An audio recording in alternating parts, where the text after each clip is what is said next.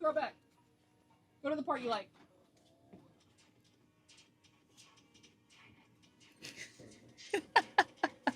All right, so we got everything set up for the pictures so I can like really show you a lot more easily than just digging through boxes.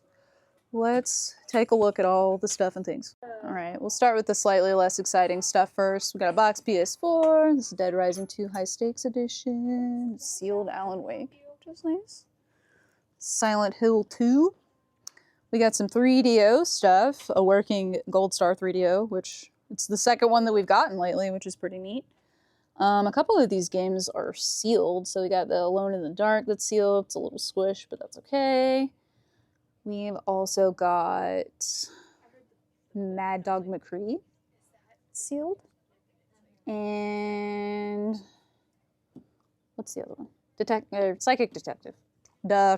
There's a few more 3DO games in here that didn't make it to the picture just because they're not picturing well, but we got Lost Eden, Balls Director's Cut, Out of This World, which this is a pretty cool game if you've never played it. Another open copy of Psychic Detective, Kingdom of the Far Reaches. I don't really know. Battle Chess. Bazooka Tone. I don't know what this one is. I also don't know what this is, but, you know, we got a Shockwave, the rest of Psychic Detective, and Star Wars Rebel Assault. So, pretty good bit of 3DO stuff. We don't get that very often, so it's always excited to get in. There's not much PlayStation stuff in here, but we did get a nice complete copy of Discworld, which is one that I haven't seen in a while. Oh yeah, there's a couple more 3DO games. Shockwave 2, 3DO Game Guru. We got some Japanese Dreamcast games, a little bit of Master System, a little bit of Sega CD and Saturn. We got a whole bunch of Genesis games. Nothing super crazy in here, but you know, it's good shop stock for sure. You know, got plenty of Sonics. We got a complete in box Saturn fighting stick, the virtual stick. The JVC XI, which is definitely exciting because we never get these, especially not in the box. We got a Master System, Sega CD, we got a Genesis. There's a whole box over there in this stuff full of other Genesis consoles because there's a lot in here. We got a box 32X, box Genesis, box Saturn controller. This is an exciting one. This is a chainsaw controller for Resident Evil 4. This is the GameCube one, which the box is a little beat. It is notorious for that because they just didn't really hold up, but it's there.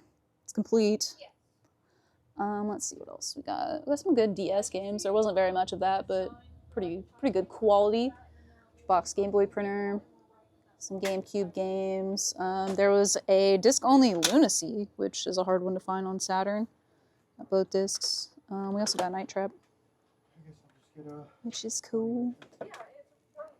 All right, we got some Super Nintendo stuff. This Chrono Trigger soundtrack, which is pretty neat. Like I said, there's nothing like crazy rare or valuable in this stuff, but it is a lot of good shop stock. So, you know, good games that people want to actually play.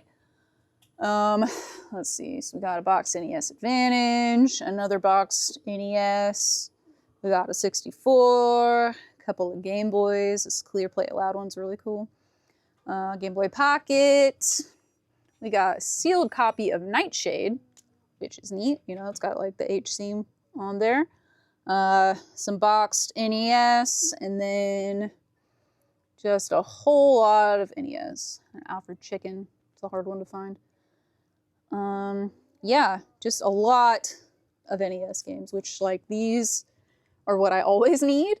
So I'm happy about that. But, you know, just a whole lot of NES. So nothing crazy, but it's good stuff for the store and stuff that I needed. So big ol' collection. And then you know, we've got just a lot of stuff over here too. Like there's a bunch of accessories. There's a bunch of Atari stuff too, which here, I'll show you. It didn't make it to the picture because I haven't tested any of this stuff yet, but you know, we've got a box 2600. There's a couple more 2600 systems, some games, and then there's a ColecoVision in there too, which I wasn't able to test because I can't find a power cord, and it's a weird one. So we haven't tested that stuff yet. It'll probably be a separate photo, but there was also, you know, Virtual Boy Is this all in your there. main game right here? Got a box Virtual Boy. There's a couple of games in there, but you know, one of the lenses doesn't work in it, shockingly. Not so shockingly. We'll have to rip that apart and reflow some of the solder, but you know, this is just a box of Genesis consoles. Just a whole box of them. And then, you know, we've got some bunch of NES controllers, power pad. There's a satellite in. Yeah, we also got a couple of light guns. So we've got this Cobra in the box. And then, let's see. This light gun. There's a Namco one around here somewhere, but I don't know. Oh, there it is. In there. Game Shark. But there's... Oh. The most important thing in this box. Let's see. Things I forgot about because I also didn't picture. Star Wars toothbrushes. The Jar Jar Binks one. That's the one that everybody wants. And then, last off, these are really cool. And I have no idea what they're worth because there's none sold. This is promo. And so what this is it came from Kmart. It's an Ocarina of Time soundtrack. And it came packed in with a t-shirt. There's two of those. And yeah, it's a super cool thing. There's also, sorry. Don't mind me, I'm just filming about this big collection we bought today. There's this shirt. I don't know, this came from like GameStop or something. It has Reggie's face on it, but yeah, we got, you know, the soundtrack t-shirt bundle, which is really neat. And rare, and there's two of them here, so I gotta figure out what I'm gonna do with that. So, woo! Exciting stuff! Fun day at the shop. Yeah. Lot to process. Did you think you'd be processing this many games at once when you started? I figured it'd be at least more than 100. So. Yeah, you know, it's Lucy's like, what, 4th day of working here?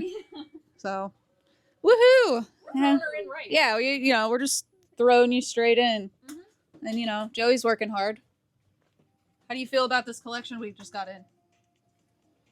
Great? Yeah? You think we made a good purchase? Mm-hmm. Yeah? Okay, great.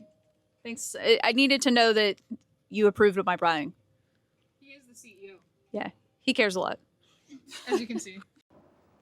All right, so we are back at the shop. We've been processing this big collection that we got in and, you know, making sure that everything works, getting everything tested, cleaned, what have you. And most of it, thankfully, has worked. The only stuff so far that we've reached is like, you know, some of the Atari stuff, which it's not a huge loss, you know, that stuff doesn't work. So we're gonna go through and test the final remaining stuff out of here and talk about it.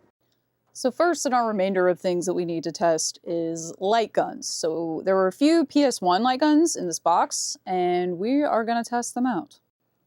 All right, so before we start testing these light guns, there's a few key things that, you know, I want to tell you about them. First off, for the PS1, there's two different types of light guns, right? So the first one is the GunCon, which works on Namco games and some random third-party games. And then you have the Justifier, which works on Konami games and some other, you know, third-party stuff. Sometimes there's a little bit of overlap, but, you know, usually one gun plays one type of game or the other. The other thing, which you probably already know, and if you don't, you're going to know now, is that you have to play these on a CRT. Now, I know that there's mods and, ways that you can work around it in the future, in the year of 2025 that we live in now. But, if you want to do this natively from a PlayStation, got to have a CRT. So we're going to test these out and see if they work. All right, so, we've got a gun con, so we're going to test this on Time Crisis, which is a Namco game. And, okay, I think we're calibrated. So far, so good. I don't know how this is going to film, because the refresh rate on the TV, but I think we're working. All right, we're going to do story game, stage 1, wow. I really want this arcade game for Radbar, but these machines are so freaking huge that I don't have room for it. I think I just froze the game. No, I'm just kidding. All right. Ready, go! It's press button to attack. Oh god, okay. All right, well, it works. It's kind of hard to film and do this at the same time, but it's good, wow. So this next one that we have, it's pretty cool. So it's a third-party one. It's the Logic 3. I don't even know who makes this, but it's got ports. You can use it on a PlayStation 1 or a Sega Saturn, which is neat. You've got all kinds of modes and settings. And this one, you can swap between the Namco gun, Gun Con, and normal, which I guess is Justifier mode. See if I can get close enough to show you. But, there's a little switch that you can flip between normal and Gun Con. So you can play Lethal Enforcers and Time Crisis with the same gun. So it's pretty cool. I guess Logic 3 is the brand. This is the Predator 2. So let's test this guy out and see if it works. All right, so I've got this thing set. And, it lights up, which is pretty cool, but it does nothing on the screen. And I do have it in Gun Con mode, but I think, whatever is in here just is not wanting to work. So, meh. All right, so last one, we've got the Cobra light gun. This one's made by Nyko.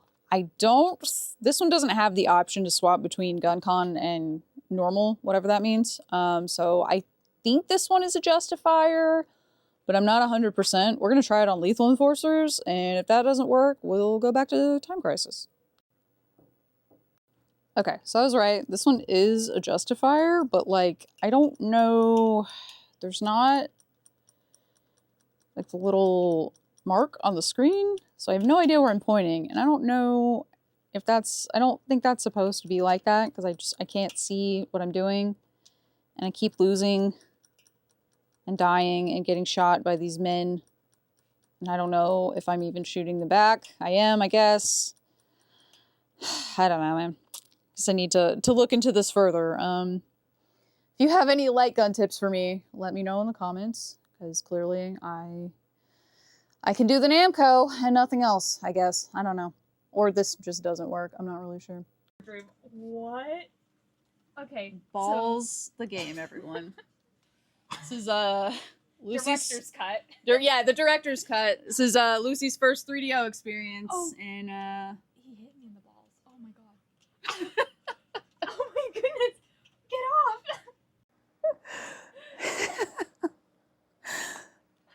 Okay, so that's to change which dimension I'm in.